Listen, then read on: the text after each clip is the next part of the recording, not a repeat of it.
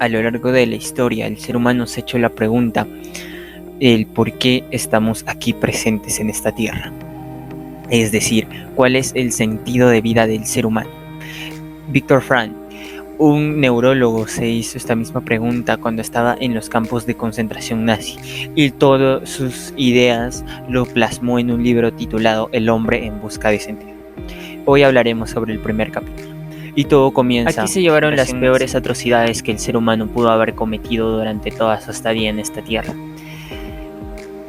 Dentro de estos campos de concentración del régimen totalitario nacional socialista durante el mandato de Adolf Hitler, millones de personas, es decir, hombres, mujeres y niños, fueron sacados de sus hogares para ser enviados a estos lugares, donde ocurrirían los hechos más macabros y crueles que el ser humano ha podido cometer y que pocos tuvieron la fortuna de haberlo superado para contar lo que han vivido. Viktor Frankl fue uno de ellos. Y básicamente aquí nos menciona en su libro que los prisioneros solo tenían la única mentalidad de sobrevivir un día más, ya que su mayor miedo era ser trasladados a otro campo de concentración, y esto significaba que ya habían sido asignados para una de las dos muertes negras por excelencia, las cámaras de gas o los hornos crematorios. Morir de hambre o por suicidio parecían ser las mejores alternativas que en ese entonces se tenían, y esto Viktor Frankl lo catalogó como la primera fase del internamiento, llamándolo el shock. Al inicio del libro, Viktor Frankl nos relata que perdió sus pertenencias, entre ellas físicas, a su familia, a su esposa, padre, madre, entre todo lo que te pueden imaginar, hermanos. Y si eso no fuera para más, también perdió un manuscrito que él consideraba como el trabajo de su vida. Entonces, muchos entonces podrían imaginar que en estos campos de concentración ya no se tenía esperanza, pues algunos conservaban una pequeña porción de ella, tal vez esperando que los aliados en la Unión Soviética penetraran en Alemania, y aún así, si eso pasara, existiría una pequeña posibilidad para ser rescatados. Frankl consideró de que aferrarse a estas ideas no tenía sentido. Entonces, ante esto, él planeó un planteamiento estratégico para sobrevivir, en el cual la postura que adoptó fue la siguiente: ¿qué es aquello que los nazis no me pueden quitar? Pueden arrebatarme todo lo que tengo, mi familia, amigos, vestimenta, mi propia salud. La manera en cómo yo reacciono ante lo que me han arrebatado es algo que ellos nunca me van a poder quitar. Entonces, básicamente aquí se menciona esto, pero ¿realmente una persona puede, o los prisioneros dentro de ese ámbito pueden soportar y mantener una actitud positiva? La verdad es que se ve muy difícil. En primeras, cuando entras, eres maltratado, pasas de ser una persona con nombre y apellido a tener un simple número en el cual se te identifica, y eso es, dejas de ser una persona y pasas a ser una cifra más, un valor que puede ser manipulado y desechado cuando se quiera, un objeto.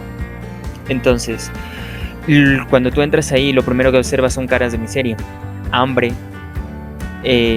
maltratos, entre otras cosas. Entonces, es muy difícil que un prisionero pueda mantener esa actitud positiva que Viktor Frankl entiende. Y eso no es necesario trasladar a estos campos de concentración. Es decir, si por ejemplo tú has tenido un mal día o se rompió uno de tus vasos de porcelana favoritos, lo primero que haces es reclamar, gritar, enfurecerte.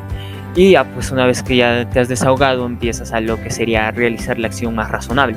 Y entonces es así como se plantea esta idea: la emoción decide y la razón justifica esa decisión. Entiendo. Y un punto interesante es que cuando los impulsaban a trabajar, a cambio de darles dinero o algún beneficio, se les daba cigarrillos. Y estos cigarrillos de alguna manera se les podía entender como su dinero, ya que si ahorrabas suficientes cigarrillos podías intercambiarlos por un plato de sopa, y eso era crucial para que puedas alimentar correctamente. Dentro de lo que sería la organización, al igual como la obra del sexto, se muestra que las prisiones tienen ciertos niveles. Entonces, en el sexto se nos muestra que existen distintos niveles en los cuales estaban organizados. El nivel más alto era el que tenía cierta confianza también con los alguaciles, por así llamarlo. No, ahorita no se me ocurre el nombre. Entonces, en el nombre busca de sentido. Entonces, estos superiores se les llama los capos. aquellas personas que tenían ciertos privilegios por el simple hecho de estar ahí y no ser de descendencia judía. Entonces a aquellas personas se les intercambiaba los cigarrillos por cambio de plata. Ahora, si tú veías a un trabajador o a un prisionero, fumar los cigarrillos que le daban, era porque ya aceptó su destino de que obviamente va a morir. Entonces no sirve de nada ahorrar. Sin embargo, aquellas personas que lo ahorraban aún tenían cierto sentido en lo que sería apego por su vida. Y es que durante esta primera fase, Víctor Frank nos habla de qué es lo que un ser humano hace que continúe en esta vida. Y es básicamente la motivación que uno le da, las circunstancias de cómo afronta las distintas situaciones. Entonces, ¿qué se podría tomar de importante este primer capítulo? En primera, se plantea su idea principal de la logoterapia. La persona puede sobrevivir las mayores circunstancias siempre y cuando encuentre la razón de por qué está aquí, le dé un nuevo sentido a su vida. Your last value choice is how to react to the situation. You stood there naked, with nothing you could have had. But all the more what counted and mattered was what you were, being rather than possessing anything, or the being. So what counted was what you make out of this situation, with what attitude you adopt in the given situation. And there is a multitude, a wealth of possible attitudes to how to approach it. So we have Como segundo punto es la actitud en cómo las personas afrontan dichas circunstancias. Siempre se dice que el positivismo es una de las mejores maneras en las cuales puede actuar una persona, pero realmente es difícil, ya que como sabemos, somos seres humanos que actúan más que nada por la emoción y pocas veces, o casi la minoría, actúan por la razón.